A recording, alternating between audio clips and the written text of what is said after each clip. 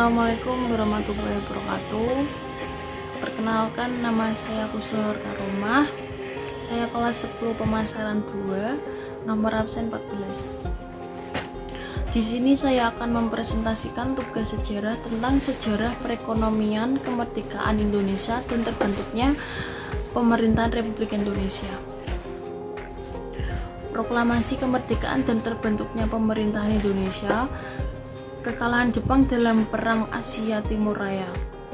Yang pertama, pemboman kota Hiroshima dan Nagasaki membuat Jepang menyerah. Yang kedua, Hiroshima dibom pada tanggal 6 Agustus 1945. Yang ketiga, tanggal 7 Agustus dibentuk Dokuritsu Junbi Inkai atau disebut sebagai PPKI. Yang keempat, Nagasaki dibom pada tanggal 9 Agustus 1945. Yang kelima, kedua kota ini merupakan kawasan-kawasan industri strategi Jepang termasuk industri golongan kapal. Yang keenam, hancurnya armada-armada dagang membuat pasukan bahan mentah seperti batu bara, baja, karat, dan minyak. Yang ketujuh, akhirnya Jepang menyerah masyarakat kepada sekutu tanggal 15 Agustus 1945. Peristiwa Rengas Dengklok sampai penyusunan teks proklamasi kemerdekaan. Peristiwa Rengas Dengklok dibelakangi oleh adanya perbedaan pendapat antara golongan muda dan golongan tua. Diatur golongan muda ingin cepat memerdekakan Indonesia tanpa campur tangan di sisi lain. Golongan tua menginginkan kemerdekaan Indonesia untuk Jepang. Dasar PPKI menghindar pertumpahan darah. Politik. Indonesia memiliki kedaulatan baik di mata internasional ataupun Indonesia dan bebas menentukan nasib sendiri. Yang kedua, ekonomi. Tidak tergantung dan tindas bangsa lain dan bisa merancang pembangunan demi kesejahteraan. Yang ketiga, sosial. Sebagai rakyat yang merdeka tidak bagi menjadi kertas 2 atau 3 tetapi sederet dengan bangsa lain.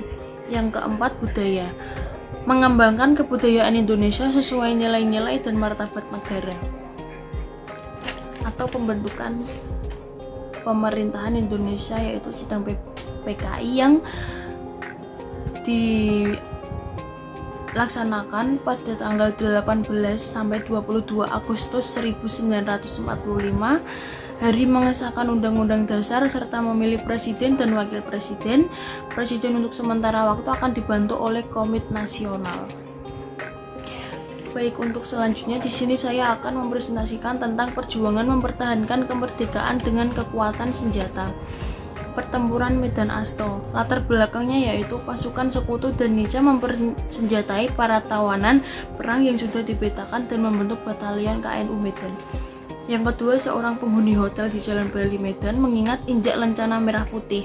Yang ketiga, pada 20 Oktober 1945, pasukan sekutu dipimpin oleh Brigadir Jenderal Betew tiba di Semarang untuk mengurus tawanan perang Jepang. Yang keempat, pasukan Nica yang membonceng pasukan sekutu mempersenjatai para tawanan perang Jepang jalanannya pertempuran. Yang kelima, pada 26 Oktober 1945, pertempuran terjadi antara pasukan sekutu dengan Tentara Keamanan Rakyat. Yang keenam, pada 2 November 1945, Presiden Soekarno-Hatta tiba di Magelang dan segera melakukan perandingan dengan Brigadir Jenderal Betew untuk menghentikan pertempuran. Yang ketujuh, terjadi kesepakatan antara Presiden Soekarno dengan Brigadir Jenderal Betew. Yang kedelapan, TKR berbasis mendesak sekutu pertempuran Surabaya. Yang kesembilan, pada 25 Oktober 1945, pasukan sekutu mendarat di Surabaya. Di bawah ini pemimpin Brigadir Nowabi dengan tugas utama memaparkan peranan Jepang.